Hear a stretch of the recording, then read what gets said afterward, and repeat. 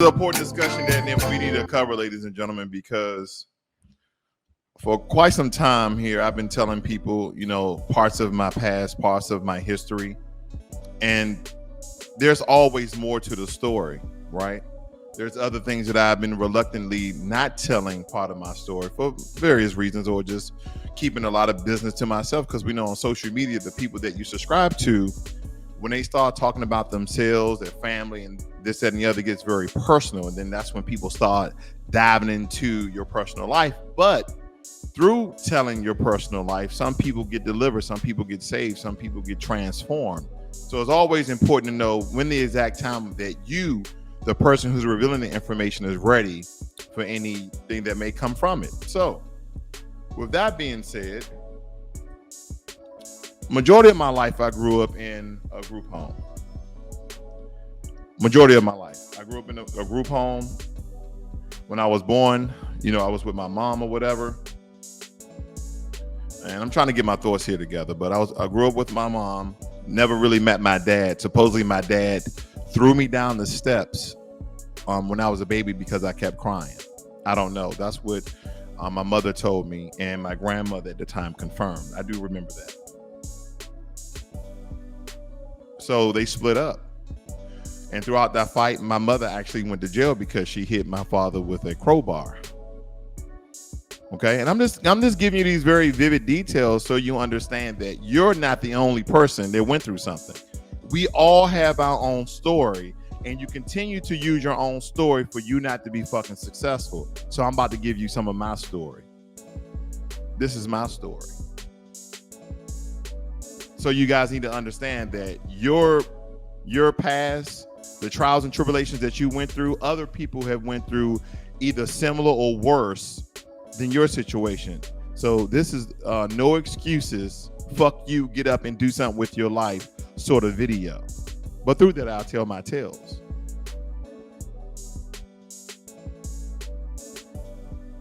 Don't worry, family, I'm not rushing tonight. Neither would I be rushing if I was in Russia, but that's neither here nor there. There's going to be a little comedy in there as well. So my mom never really had a stable home for me. We traveled around, lived with other family members. We had our own apartment in some cases where she had boyfriend after boyfriend, or dusty dude after dusty dude, and Pookie and Ray Rays were my part-time stepfathers. I had men coming in outside of the house. None of them really spoke to me, and I don't remember any conversation that I had with any of my mom's boyfriend. But then again, my mother died when I was 12. She died because of lupus. She had lupus. And then on top of that, she wouldn't even take her medicine when she had lupus.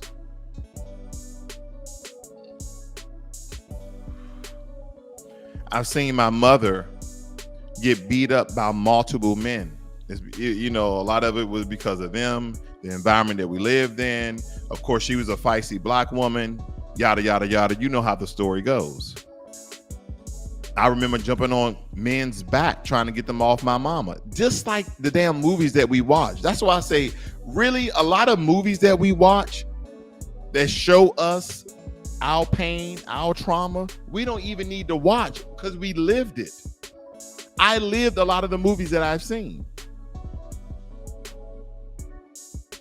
I remember we was living with a family. She met this lady, they became friends. And so we all moved in together, or let alone we moved in with them after we moved out of our apartment. So my mother worked late night at McDonald's. That's one of the few jobs I remember she had. And I think she had a Popeye's job, but I definitely know she had McDonald's because that's the hell I was eating every night that she worked there. And as a kid, at first it was fun, then it just came nasty.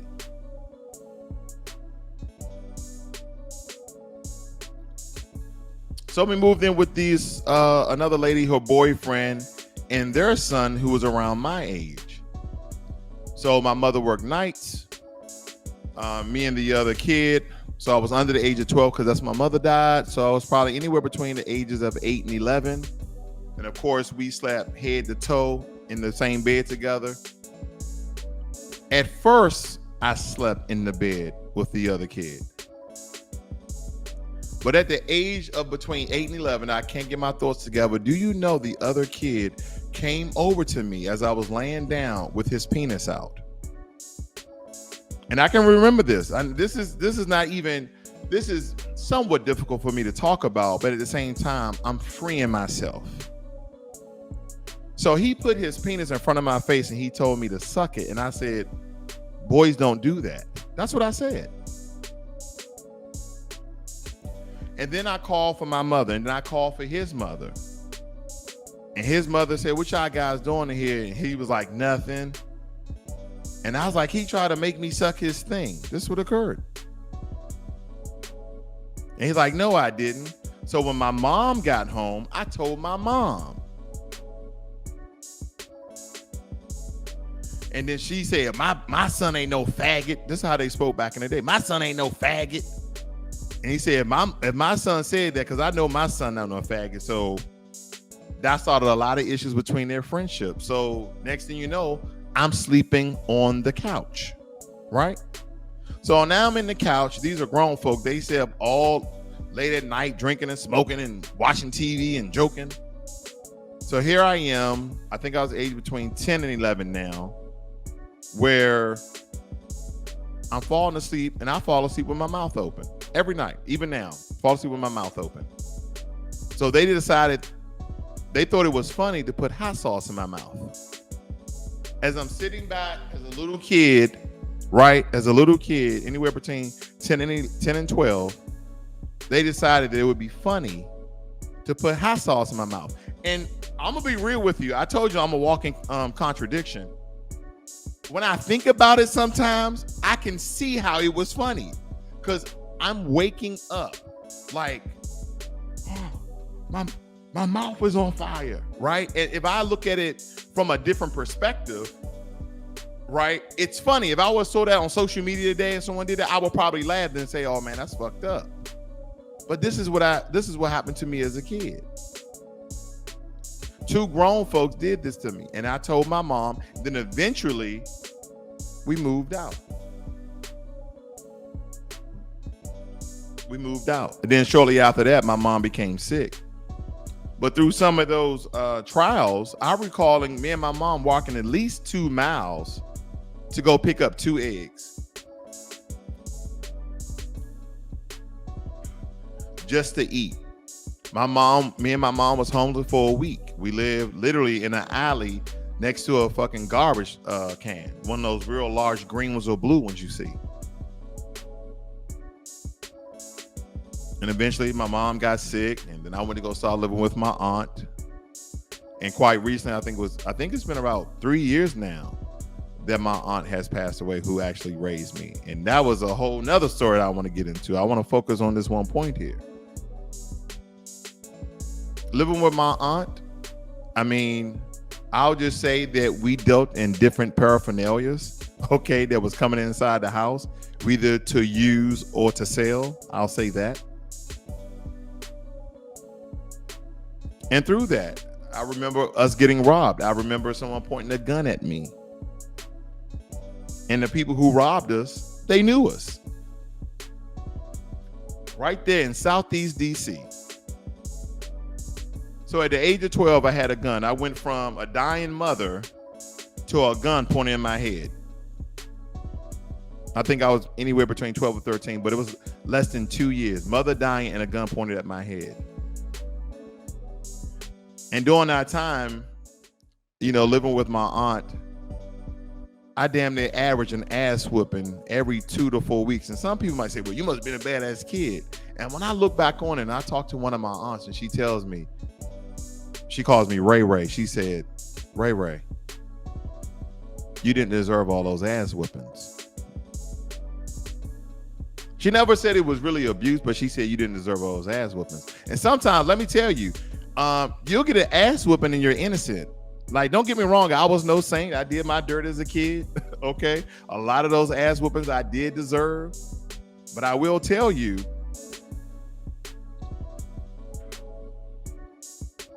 some of them ass whoopings I didn't deserve. But this is my life. So after running away, living with my aunt, I was running away all the time. We'd be down the street over a friend's house. And when I got into the system, I remember the doctor's name. He was a psychologist. He was a therapist. His name was Dr. Sanders. That was his name. I can remember it to this day. He talked to me and he really worked out some things in my head at that very young age. And he said, you're a smart young man. And I was like going through all these things, wanting to fight and wanting to run away. And I'm getting accused of stealing. Sometimes I stole, sometimes I didn't. But nonetheless, and we're talking about in the house, my stealing, and sometimes from the store. This is the truth. So eventually,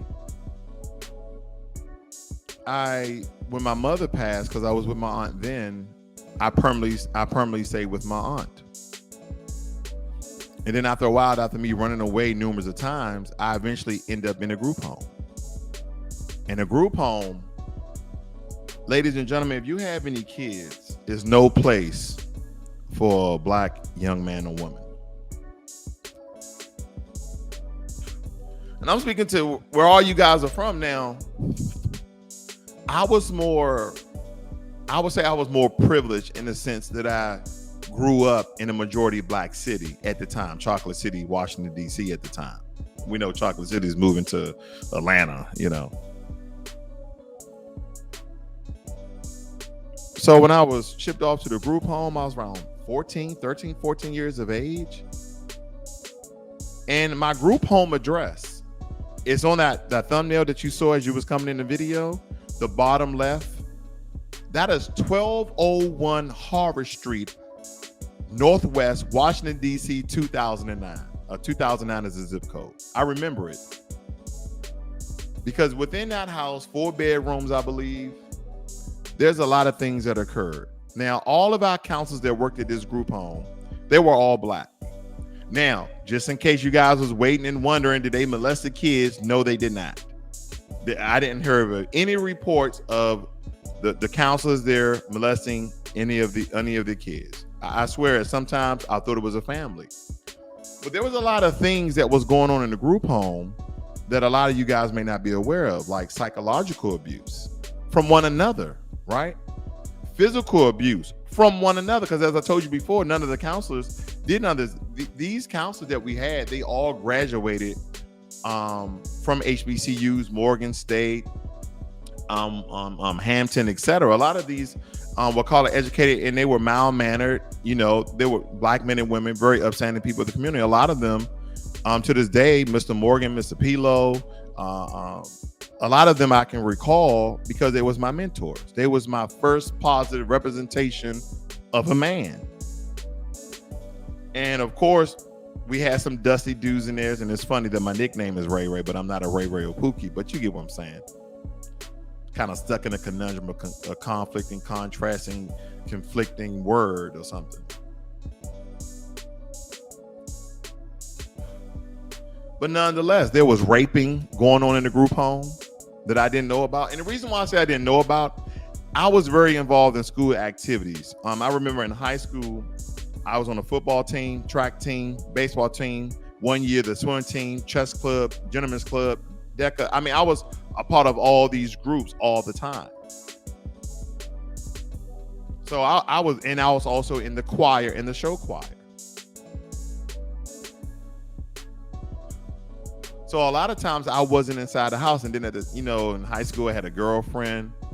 But let me go back. I know I skipped ahead. This was when I was around 14. And even during that time, there was some, raping going on between people in the house, because I believe to every room it was 2. So I think it was 10 of us total. I think it was around 10 of us. And I think when you get around, you stay there till you're 16. And then we went to another group home. That group home was very different. That was more so like a home environment.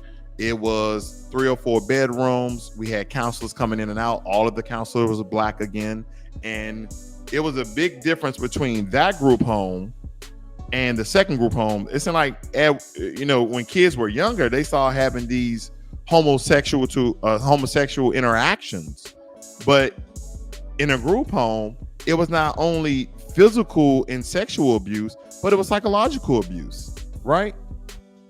And people were scared to report other things. And then I'm getting back from choir practice or football or track or anything like that, and I'm hearing all these reports at 14, 15.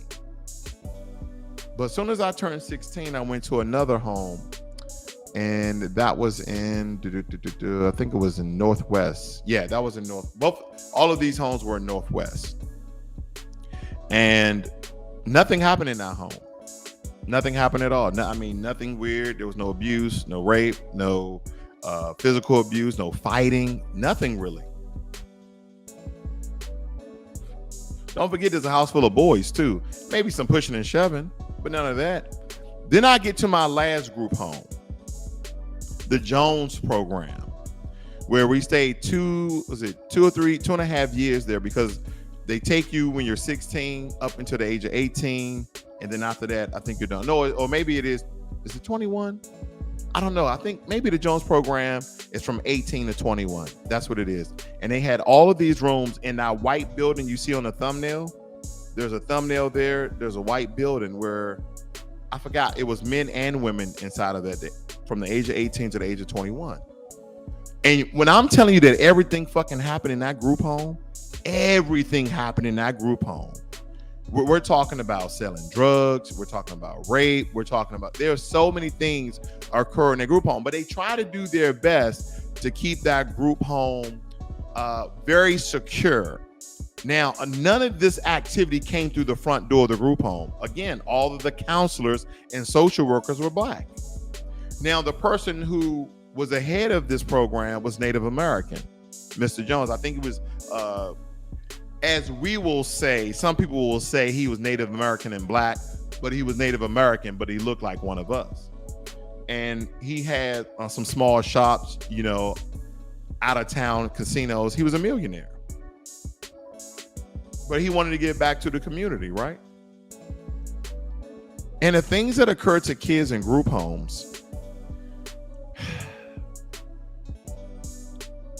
it will be a great book, because it has drama, it has thriller, it has action. I mean, it has all aspects of what a great movie entails. You want shootings, you get shootings. Yeah. Either stemming from the group home or being on the streets of where the group home was located. And this group home was literally right across the street from RFK. And at the time, that's where the stadium where the Redskins played. But a lot of us give our kids up. Now, my situation, my mother died. At the time, my aunt, I believe, didn't know about the situation, so I went into a group home. But in our community family, the group home is the worst place that you can allow your kids to go to.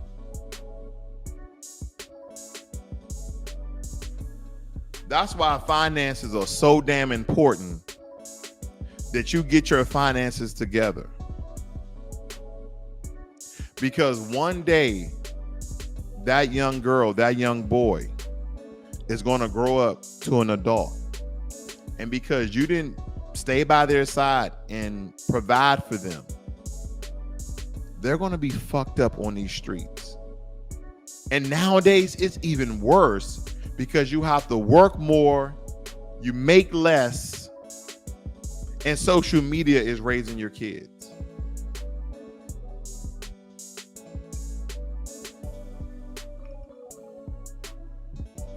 Social media is raising your kids. And we believe that this new sort of lowbrow community, the quote unquote Pookie and Ray Rays, the Twerk Ginas, the Quinishas, the Quintanas, the Roishas, all these lowbrow community people. And those names are not attached to anybody I know. I'm just saying. And we believe that's it.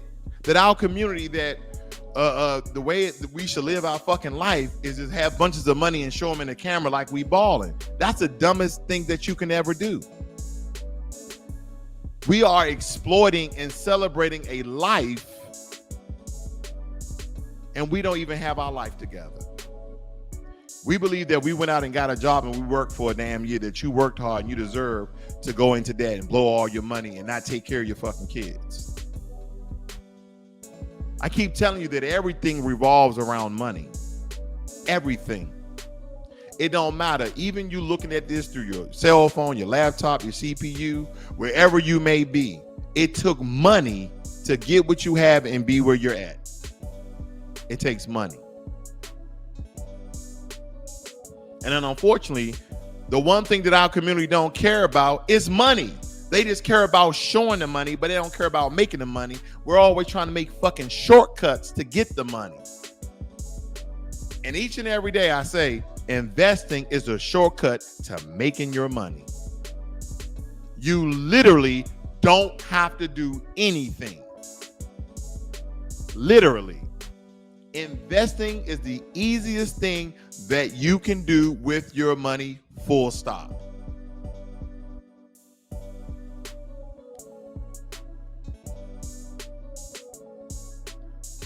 Because the only thing you have to do is literally set it and forget it. But we can't do that because we're so damn entertained. Don't get me wrong. I go on Instagram, Facebook, just like everyone else. And I'm scrolling through some videos. Hee hee ha ha, I'm off. Most of the time, me and my wife, we're watching a television show, we're reading a book, we're out and about, we're living life. But we can live our life because we're doing the things behind the scenes, investing our money, getting out of debt, saving for our emergency fund. In February, if things don't change, we're going to Africa. We're going to Accra, Ghana, one of our dream locations. We just came off a cruise. So we're doing all these particular things because we are sacrificing. We're doing the things that we need to do in order to be where we want to be. This is a Gap shirt. I don't fucking care about Gucci, Fendi, Lindy, Berkey. I don't care. I don't care. And you shouldn't care either, as long as you look nice. Right? I do care about looking nice. I like looking nice. But I don't care about all the name brand. I will say the most expensive thing that you will ever see on me is a watch. I'm a watch guy. We all got our vices. I'm a watch guy. When it comes materialistic things, I really don't care. I want to look nice. I don't really care if it's good material. There's a lot of, low price things.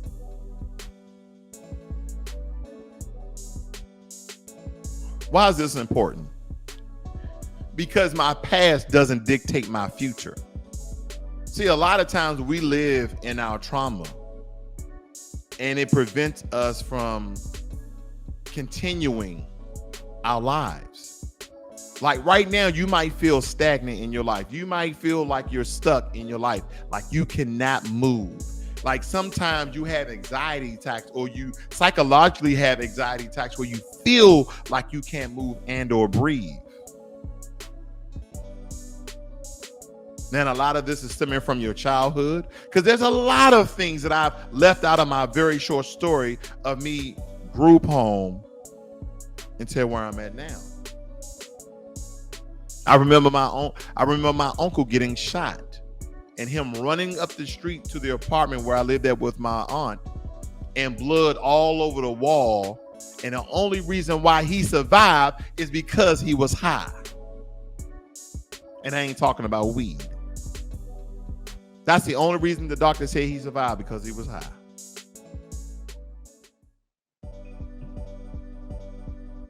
So there's a lot of things I left out my story. There's so much trauma there.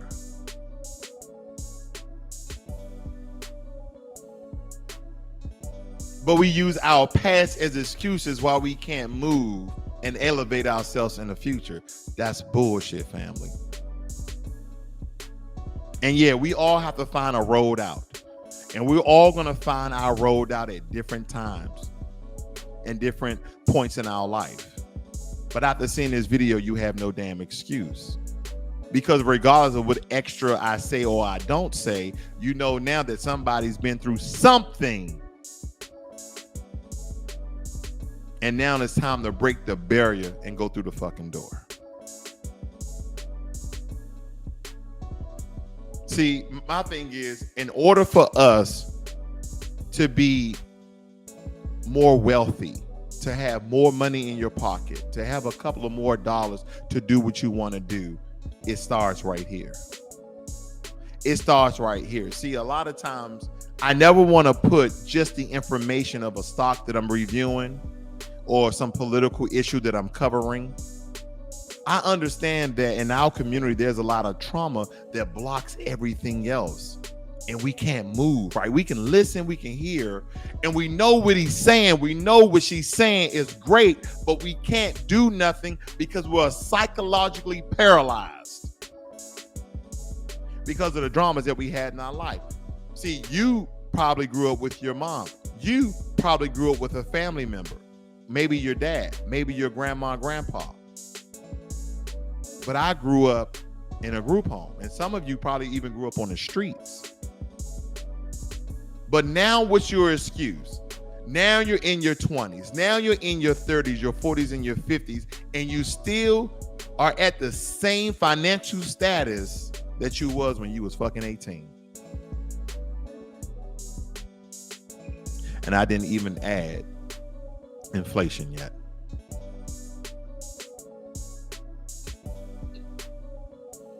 See, sometimes, and for you who know me, I like to come on every now and again, not to only give you guys a kick in the ass, to give me a kick in the ass, because there's opportunities that you guys walk past each and every day. I know you see signs, land for sale. Like, oh, I wonder how much that costs. No. Call the freaking number and see how much the land is and see if you can afford it. Well, I live in a 1-bedroom apartment. That doesn't mean that you can't afford it. Let me look in your closet. Let me see. If you got one pair of Jordans in there, I know you rich. I'm like, man, you fucking rich. Nah, man, I had these Jordans about 2-3 years ago, man. Shit. Yeah, them Jordans were still $400, wasn't they? But see, that's what I'm talking about. I'm not saying you have to limit your life. I'm saying you have to exponentially grow your life. And that means, just like everyone else, you're going to have to sacrifice some of the things that you probably wouldn't want to sacrifice. But that's why it's a sacrifice. How the hell are you going to do better and you do nothing different? I'll wait. Think on that for a moment. Good old YouTube iced tea. If it was something different, it might be Blanton's, but it's not. YouTube iced tea.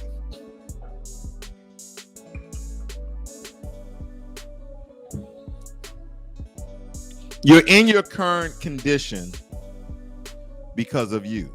Now, granted, I know some people are like, oh, well, you know, I split from my wife and now I live here.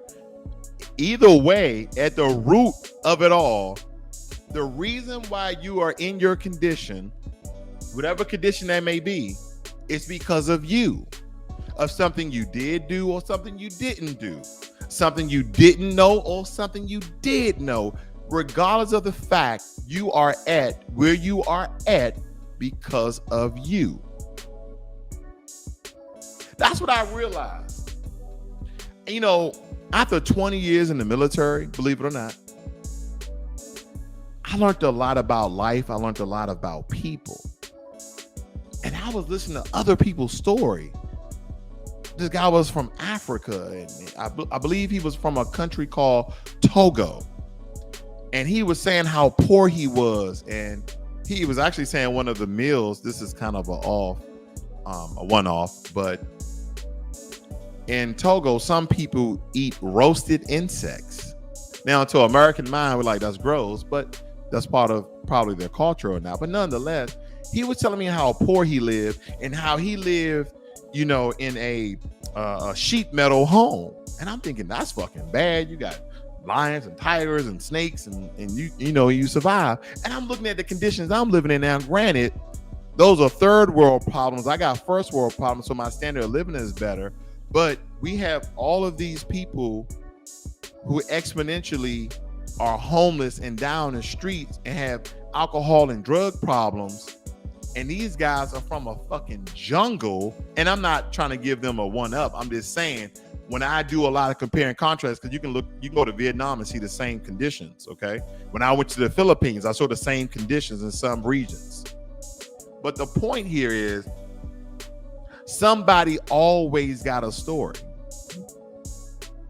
Somebody always got a story. You know, I saw my grandmother catch a heart attack in front of me, and next thing you know, there was a drive-by. We all got a story. Some of the stuff that people tell you, like, man, that's like a movie.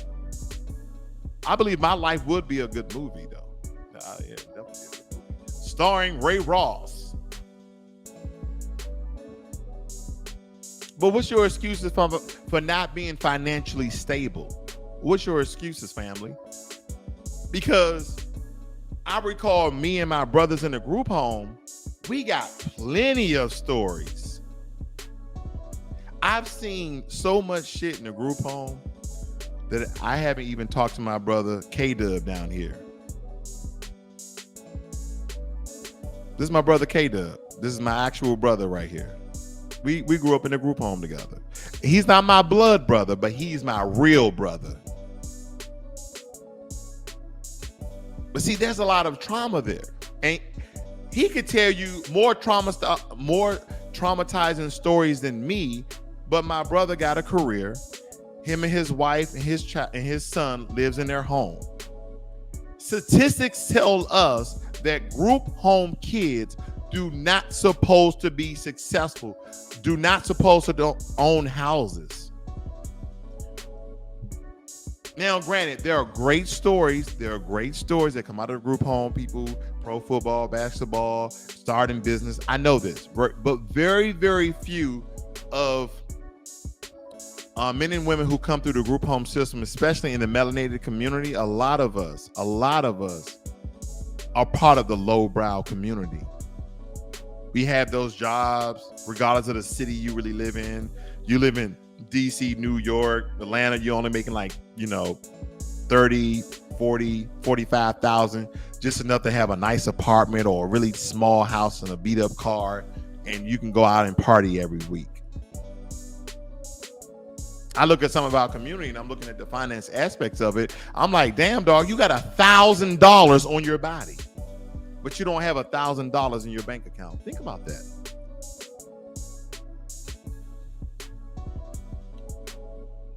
I remember, this is a one-off too. I remember my ass was so broke when I was young. Do you know that I was taking girls to the movies with $20?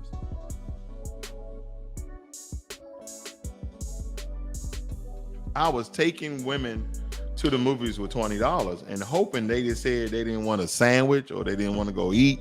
I said, hey, we're going to the movies.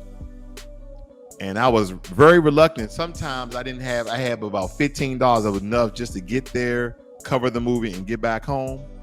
And I'm sitting there thinking, I hope she don't ask for popcorn. I'm sitting there in the chair like I'm hoping she don't ask for popcorn because I can't afford it. If I get her popcorn, I'm not going home. Now I know you're like, how old is this dude? But yeah, movies only like $20. All together. It wasn't that much back in the day. But nonetheless, the point I'm making here is all the traumatizing drama that my life entails, it still hasn't prevented me from being where I'm at today. Financially stable. See, the group home would be a great excuse. And a lot of people like, yeah, man, I understand. Yeah, man, just keep on pressing, keep on working hard. You can get through it. And they'll give me all the motivation. And I'm like, dude, I'm fucking 40 something. Like, did I not get enough intelligence over the years or experience or wisdom to fight through my psychological problems or at least go get help? Like, there's programs out there where guys can go to therapy for free. Some people, sometimes in the consultations of the therapy, they give you all the answers you need.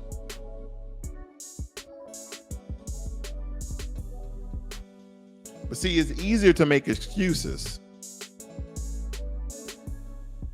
It's very, very easy to make excuses. Donald said I was hit by a car during my early childhood and I was in a coma. My mother told me that during a surgery I was pronounced dead. I repeated the third grade twice and skipped 7, graduated with honors. No excuse given. Family, the reason why I get up here, and I know there's a lot of other channels that are larger than me. There are like huge channels, 100,000 subscribers. I'm at 15,000 subscribers. And you never really hear me complaining. I come out here with the same zeal and energy and motivation because I told you, as long as somebody's listening, I have a story, I have information to give you guys so you can live a better damn life. And by the way, if you like this video, give it a thumbs up and share on your social media platforms.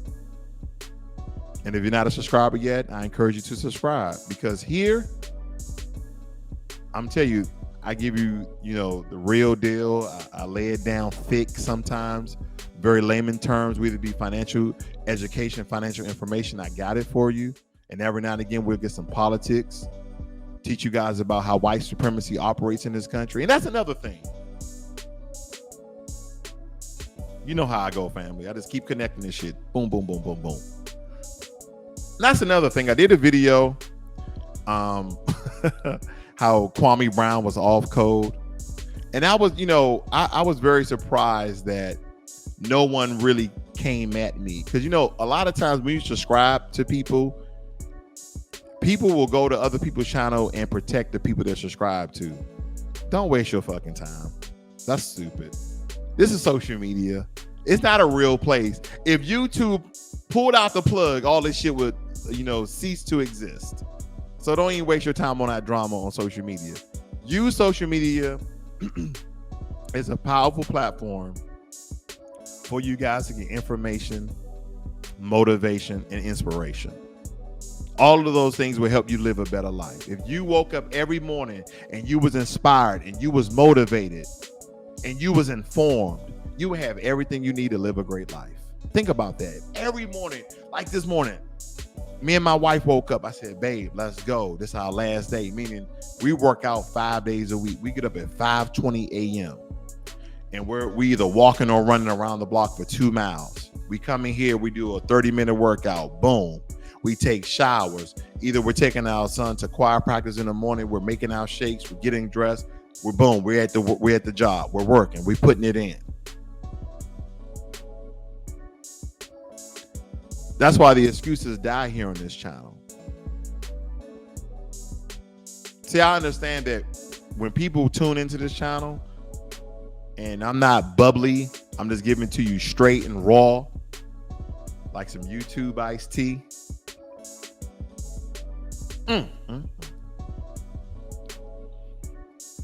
Then they leave here because they say, you know what, that dude's too real for me. He tell me how it is, and I don't like that. I want somebody to pucker up and butter me up. No. Family, we understand how racism operates in this country. We understand, if you're not familiar with the term white supremacy, then you need to be familiar with that, because a lot of the conditions that our people are in are stemming from white supremacy. But a lot of times I try to separate those videos because I don't want you guys to get too confused, because even in the system of white supremacy, you can still be successful. So pulling the racism card, pulling the discrimination card, yeah, it's the easiest thing you do. And a lot of times those things apply. But you know how some people say, if you say but after what you made a statement, then you negate everything you said? No, this in addition to. But the same people that tell you that white supremacy exists are some of the same people who are living the best damn life.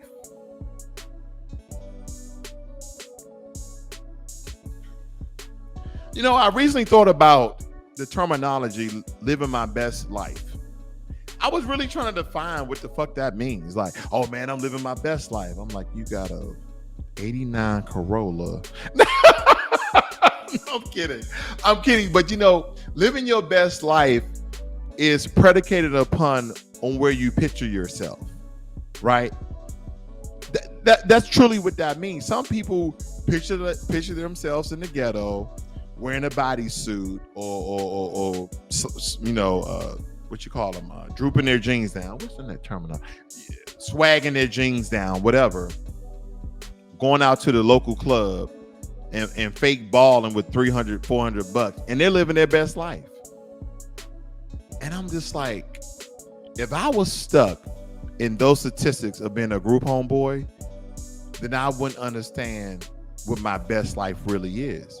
See, have you noticed your best life is on the level of where you currently are and the standard of where you're currently living at?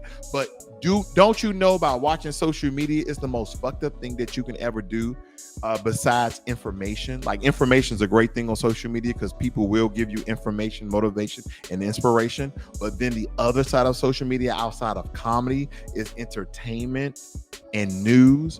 And with you seeing those things over and over and over and over again, you now thinking that getting a S series Mercedes Benz is living your best life. You believe giving a 7 series BMW is living your best life. You believe if you can afford a $400,000, $500,000 Maybach, you living your best life, or $1 million Ferrari.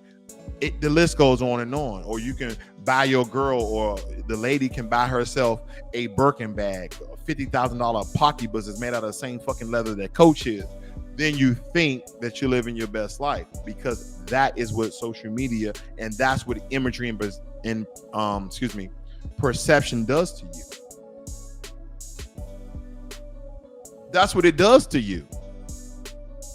But what if I told you that me living my best life was living in the richest county in Texas, driving the car that I want to drive, living in a 4,000 square foot home, was living my best life, and drinking on some of the best damn YouTube iced tea that money could buy, enjoying one of the best darn cigars, Punch, that you can acquire, then what would you say? What would you say? I would like to live in a 1-bedroom apartment in the ghetto, spending all my money on a very used Honda Accord, balling to our fall and trying to get into the draws. Like, what life would you want? Would you want my life, or would you want your life? What I noticed, one of my mentors when I was in a group home, his name was Derek Goddard, and he was a retired football player. He played for the Tampa Bay Buccaneers. And I recall going to his house out in Maryland when he was a counselor. This is when he was retired. He was in business, and part-time he worked at the group home. And I was in football, so he took a liking to me. And I remember when I was around, I think I was around 15, 16 years of age, he took me over his house. This big ass house out in Maryland. I was just totally amazed. I was like, wow, you live here by yourself? He was like, this is me and my girlfriend. And I just thought it was a mansion, because I never been in a house so large. I've been in group homes, but he lived there by himself. So I was like, damn, you live in a mansion. So his girlfriend, and she was bomb at the time, if I can recall. And I said, what do you do? He's like, I said, you're a part-time counselor. What do you do? He said, I'm in business. He said he acquired contracts. Okay. But I said, how can you afford this? He said, I invest. What is investing? What's that? And he just gave me, he said, you put your money into other companies, and you own a piece of those companies through stock shares. And by holding those stocks, when that company makes money, your stock goes up. And he said, you'll see it go down every now and again, but over the course of time, when you invest your money in well-known solidified stocks, they grow exponentially over time. And I was like, huh. So what do you do with the money? I'm a teenager. I'm asking dumbass questions. What do you do with the money? He said, well, you go and you invest. You either leave your money there or you trade your money or you... Thank you, D General Sagan. Thank you. But my portfolio started to grow. And I said, well, you was a football player, so you start off with a lot of money. He said, no, I started off poor, went to the NFL, had a great time, got broke, but I got my degree. And he started off from scratch. He started working after the NFL. He started working at fucking Popeyes. Ooh, Popeyes chicken. Baby, if you're listening, can you go out and get Popeyes chickens and biscuit? I'm fat. But anyway, I'm losing weight. But he started working at Popeyes chicken and he started to invest, bought himself a suit, went out to an interview and got a job, and then the rest is history. But the point I'm making of that particular story is, even while in a group home, me and my brother K-Dub, if he's still in the room, anytime you saw him, you saw me. He just came and visit me, matter of fact, a couple of months ago. Him and his wife and his son, his beautiful wife and his son, came down to visit me and my family. He drove down here from DC to visit me. And man, I haven't seen the guy in such a long time. We had a great time. But anyway, I love you, KW, if you're still listening, brother. And me and him grew up in the group homes together. And there's so many things that we went through, family. Okay, I won't put his business out there, but he been through some shit himself. So at this point in time in my life, and me giving you this information and give you some, these heartfelt messages, is that there's no excuse that you guys can come up with to tell me the reason why you can't be successful in this country. I mean, you can damn near have no arms and no legs, and I would still tell you that you can make money. You can still invest. Right now, the market is down. The market for the past week has been very, very volatile. That's when you go in and buy. See, this information is very, very public. If you guys just watch the stock news, but we're so distracted. We distract ourselves, then we distract the fact that we just want to be entertained. We don't want to do better, because wanting to do better takes time. Right now, we're still in the market looking for an additional rental property. And homes are going up in our area. We bought this house in Texas. I got to let you guys know, because homes where I'm from, this same home will be $1 million plus, but we bought this home for $390,000, and now this home is worth $560,000 because of the way the market is going. And now the market could crash.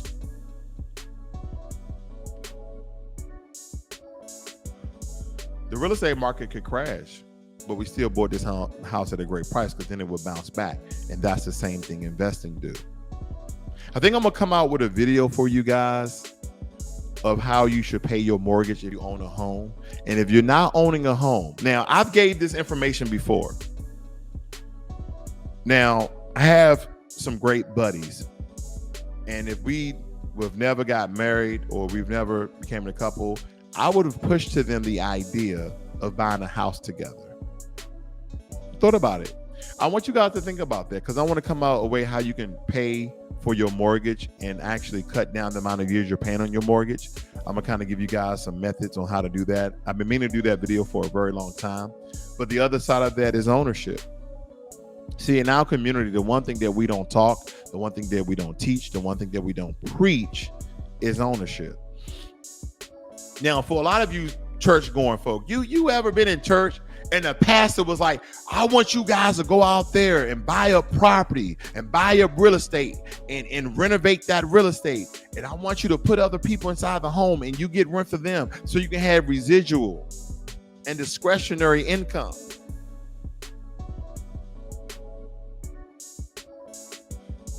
And after a couple of months, I want you to wash, rinse, repeat. You ever get that in church? And some of you are like, hell nah.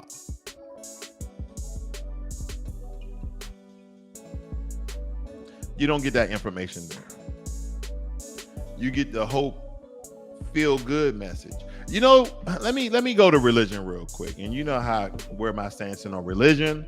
Just for you guys, in case anybody wants to subscribe or unsubscribe, I'll tell you this, is that when it comes to religion, I believe that there is a God.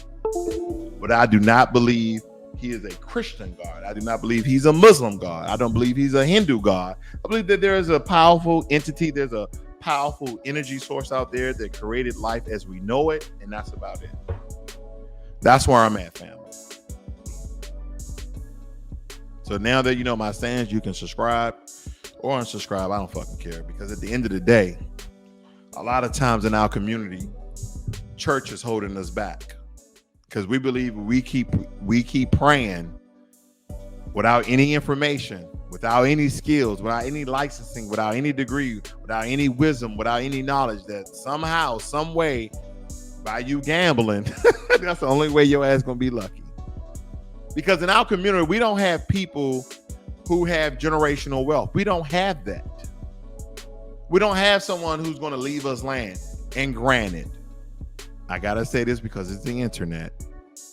Some people in our community do have land being left to them, generational wealth, but very few of us. I have to put out disclaimer because we know that somebody's going to come at me. Well, my family got land, and yeah, we know. But majority of us don't have anything. We don't have a home. We don't have land. We don't have money in the bank. We don't have we don't have a goddamn thing, family. Let me ask you this. If you can put it in the chat, some of my faithful subscribers here, tell me if you've bought silver yet. Tell me if you bought gold. Do you have gold or silver in your home? Go ahead. I'll wait. Be truthful. Let me know, with all the videos I did about buying gold and silver, did you buy any yet?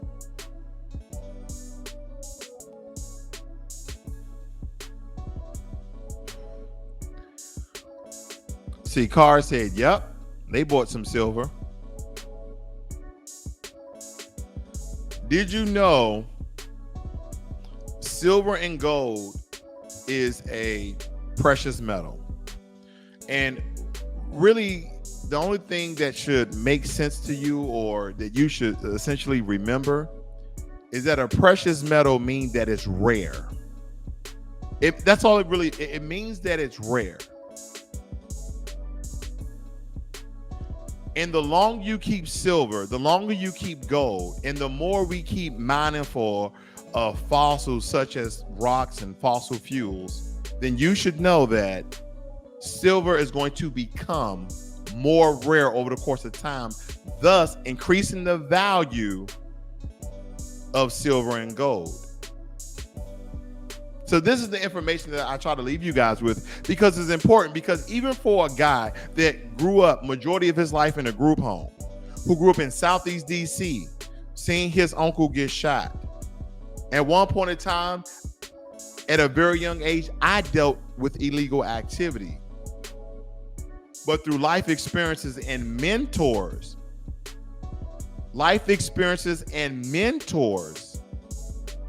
helped me to free myself.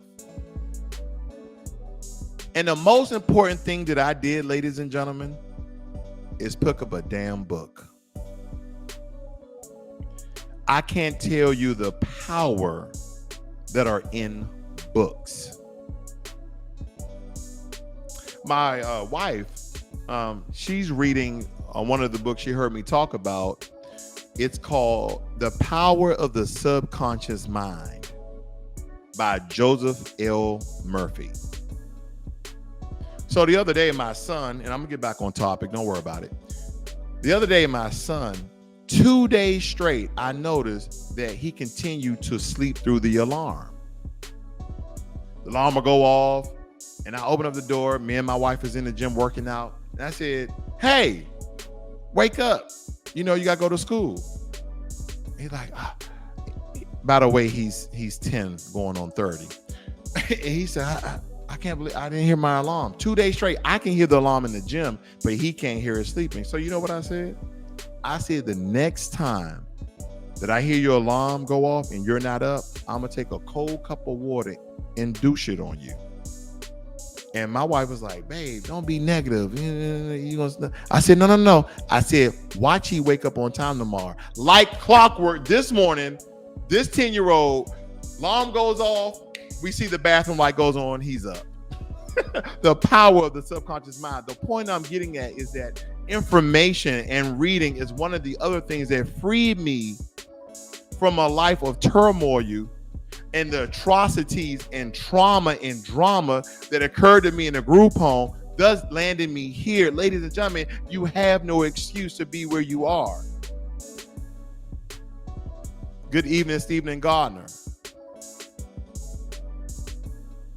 Now, that's a very great book, Stephen. Let me tell you something about Stephen Gardner. He's one of my good friends.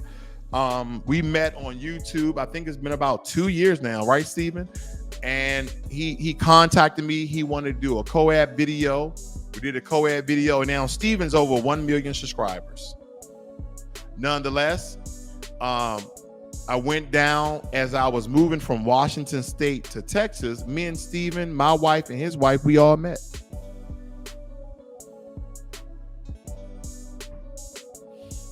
So shout out goes to Stephen. Think and Go Rich. Let me tell you something about Think and Go Rich. Now, Stephen, he has a different audience. I know I have a different audience, so I'm going to say this. Go out and buy Think and Go Rich, a Black choice. Okay? Think and Go Rich. I think it's by Dennis Kimbrough, and I forgot the other author's name. But not only does that book hold the key to unlock the psychological hold that you have in your mind that's preventing you from investing, that's preventing you from saving, that's preventing you from getting out of debt, from forgetting you of how to obtain the things in life that you want to attain. Think and Go Rich, a Black choice.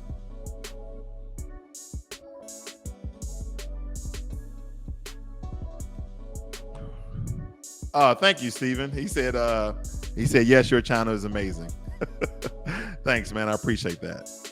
But nonetheless, family, I'm just trying to give you some facts of life that I've endured and that my brother endured, because those things could be great excuses why we wouldn't make it, why we couldn't make it, but we are here today.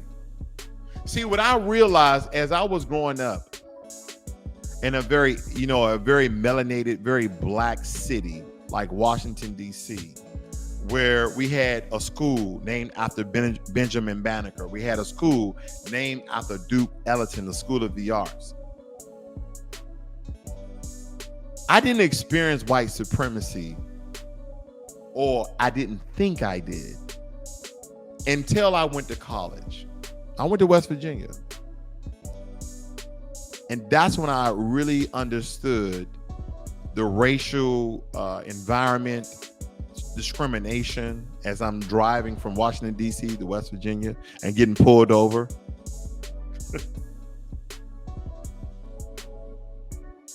A lot of us may not understand that. And when people speak about the system of white supremacy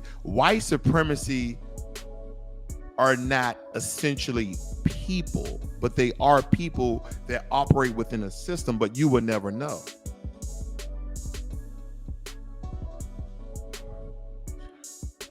And then you'll talk to some people, right? And I'm not trying to racialize this video, but there are some things that I need to point out, because there's a lot of things in Black people's lives that are trifling, that prevents us from elevating to the same level economically as our other counterparts, mostly Caucasian and Asian people.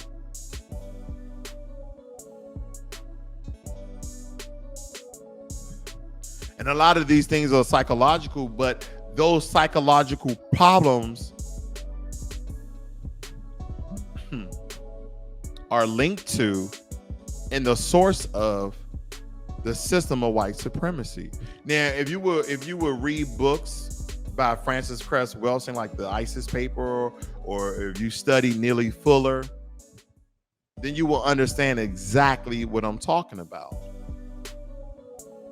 Because the one thing I don't want to ever lose sight of is that there is a system that is designed, that was put in place hundreds of years ago in order to keep us at the same level, regardless if things rise at a certain percentage, we still stay in the same economic place and social status that they put us in. And a lot of you may even argue with me on points of the side, or on both sides, white and black, and say, well, slavery happened so long ago. But when we look at the statistics of the amount of black people in America versus let's just say white people, right? Then we will understand that why is it that we have more encounters with the police? Why we have more encounters getting killed with no weapon than any other race, percentage-wise. And hopefully you guys attended school and you understand percentages versus hard numbers, then you'll understand what I'm getting at. But the one thing you'll never hear me say is because of white supremacy is the reason why we are poor. You know why? You should already know that. But the same systems, because here's the thing, ladies and gentlemen, there's some of us that just won't make it because of the system of white supremacy. And even though you hear the message, even though you hear the truth, a lot of us are so brainwashed, we cannot free ourselves in order to be economically better. We can't raise our status because the damage has been done by that system. For those for you who are sitting on the bench, you're on the seesaw, you're going back and forth, you're in a rocking chair. Then when you hear the truth, then you need to execute on the truth and get off the fucking pot.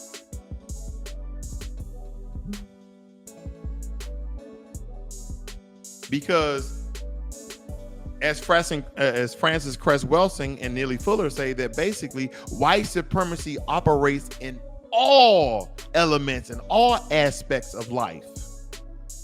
Moving right on to politics. You know, at one point in time, Black Americans voted Republican. Did you know that? Because believe it or not, we are conservative. And I know we're not a monolith and we have all different types of tribes, cultures, and, you know, different beliefs, but a lot of Black Americans, at the heart, I'll give you a questionnaire, you probably end up being a conservative. Because our history, our vast history of all the inventions and innovations and Black Wall Streets that we've had, that we are entrepreneurs, that we're inventors. Who you think invented the almanac for farming?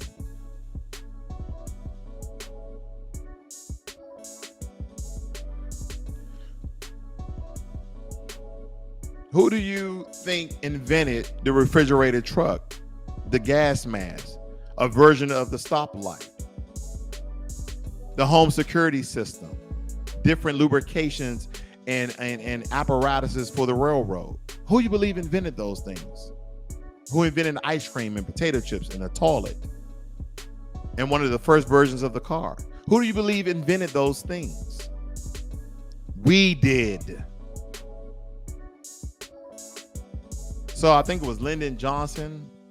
Was it 1960s? I could be off. Martin Luther King went to go visit the president at the time. And from that moment on, because of some of the things that Lyndon Johnson said he was going to do, Martin Luther King influenced a lot of Black people at the time to vote Democrat. It's not a fact, it's just the truth.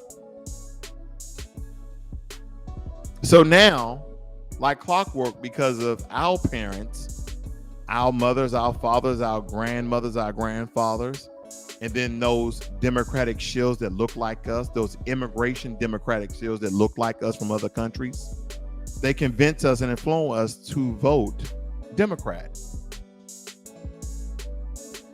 And we continue to vote very blindly Democrat. And it's not the best thing for us. It's actually one of the worst things for us. And then some of you will say, oh, are you telling us to vote Republican? No, I'm not.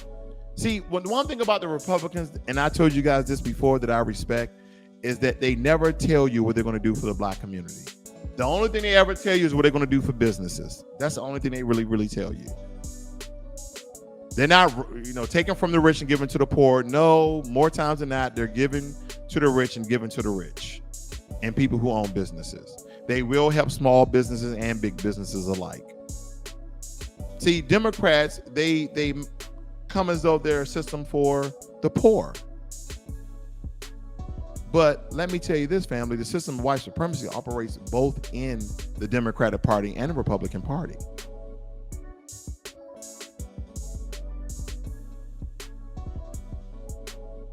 Am I telling you not to vote? Absolutely not. That's your choice. But until this government offer melanated people something of financial significance, then no, I'm not. Fuck it, I'm not. Oh, your ancestors died for you to vote. No, they didn't. They gave us a choice. They fought, they died, they bled for us to have the right and for us to have a choice to vote.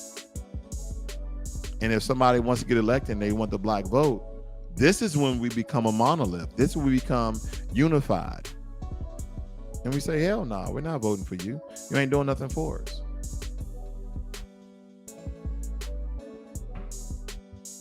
But this is where my mind is. And the reason why you have people that look like you from the same neighborhoods as you and immigrants that come over from melanated countries like you and they blend in because they can skin in. And why they are Democratic shills, Sambos, and coons, it's because they were the 0.00001% of our community that the system of white supremacy let in to be tokens and to be symbols to trick, manipulate, and brainwash us in order for them to stay in power and keep power, regardless of the party.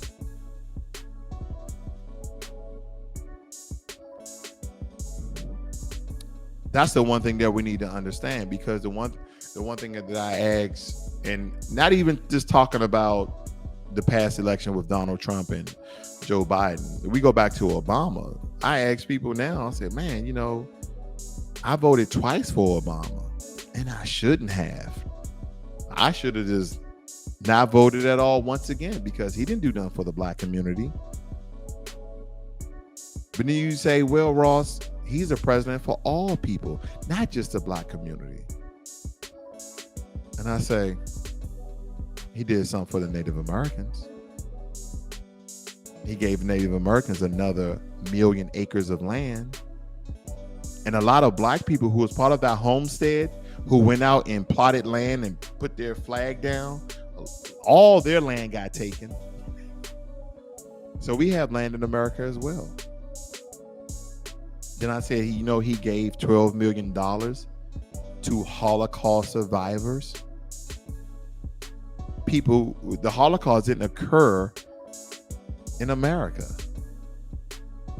Americans actually saved Holocaust survivors. So I'm like, okay, then how in the heck did he give them $12 million? But we still don't get reparations. Somebody, I remember someone I heard over talking, he didn't know that I was there. It was a white gentleman talking to other white men. This is about 7 years ago. He said, why do black people keep crying about reparations where they getting their reparations? And then another white guy was like, how they getting their reparations? He said, welfare. He said, majority of black people on welfare, that's their reparations. They living off the system. And I was like, wow.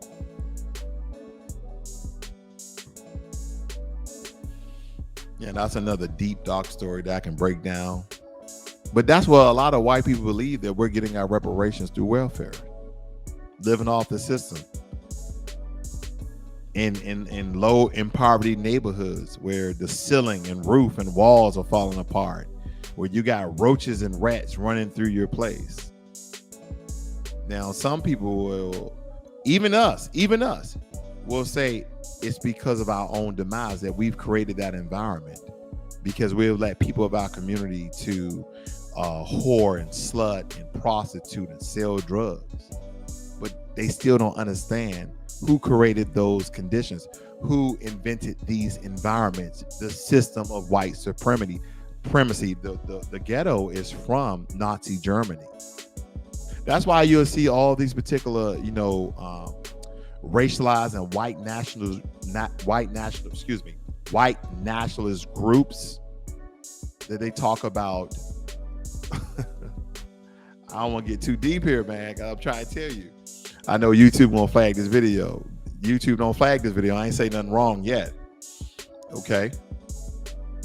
That this is all behind the system. But see, they inflict so much damage on our community. And now it's like an avalanche. It's kind of like if you start an avalanche, and once you get that thing going, there's nothing else that you have to do. Right? A snowball turns into a freaking boulder of snow with rocks and destroys you.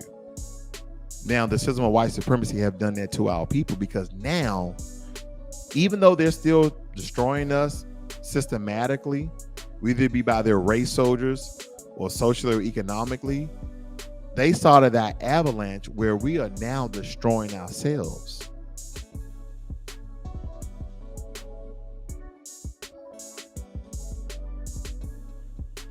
Even if they put a pause on the system, even they hit the big red button on the system like white supremacy, they have done enough damage to destroy us for a lifetime if we don't wake the hell up. And now they're demonizing the word woke. You know why they're demonizing the word woke? Because they want your ass to still be asleep. Because now granted, the system of white supremacy only exists is for economic reasons. Because we understand that money and power coexist in the same time and place. There are some people with tons of money, if they decided to take power, they could. You know, there's a lot of secret millionaires and secret billionaires who don't want to be known. But if they decided to be known because of their money, they can buy anything and buy anyone, thus having the power and authority to do so. That reminds me of something. Let me show you what money, influence, and power can do. Let me show you what this occurred very quickly. Some billionaire recently bought a city in Texas. Do y'all know who I'm talking about? Wait until this page load up. Give me a second. This is what money does. Mark Cuban buys an entire city in Texas. And that last time I checked, the name of this city was Mustang. I read this about a day or two ago. Mustang, population 23, has been on sale since 2017. Now, this city is 77 acres, but they say they dropped the price to $2 million, but I'm pretty sure Mark Cuban bought the city for about $1 million. He didn't pay no $2 million. There's only 23 people living there. They only had 2 businesses. But the point of the matter is he bought 77 acres for only $1 million.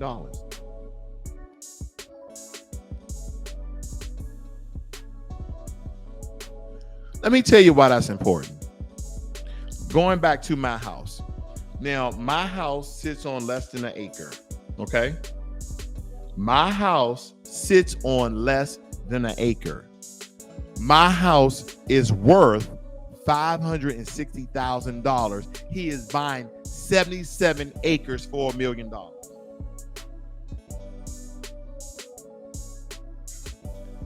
And let's just say he bought it for $2 million for the listed price. He is still buying 70 more acres for less amount of money than what I bought less than an acre, simply because the property lays on it. He bought an entire city.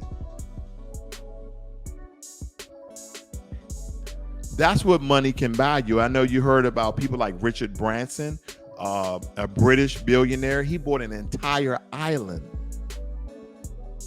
Now, that might not be your forte. That might not be your thing. But the point of the matter is, we don't know their background story. We don't know what Richard Branson been through. We don't know what Mark Cuban been through. They could have been through some of the same things we've been through, but we understand that the system and white privilege assist them to be to exponentially do better than we, but nonetheless, they still could have came from a broken home. Okay, because I'm not saying white people are better off because they always have their mother and father and they never have fighting and disruption in their household. No, they have all of that as well. They have all of that as well. But the one thing that prevents us from moving at the same rate and speed as them is the system of white supremacy. And then the system works so damn well that we're now destroying ourselves. And Carr said it the best. The difference between the USA and other Western societies is institutional racism. Everyone is racist because we only have one perspective on our black, white, whatever. That's a really good point. I don't agree totally, but that's a good point. So regardless if you are from a foster home where there's a lot of abuse, regardless if you're from a group home where there's a lot of abuse, there's a lot of trauma. In foster homes, I've heard of many stories of the foster parents molesting the children. That doesn't happen in all cases. I'm not saying that.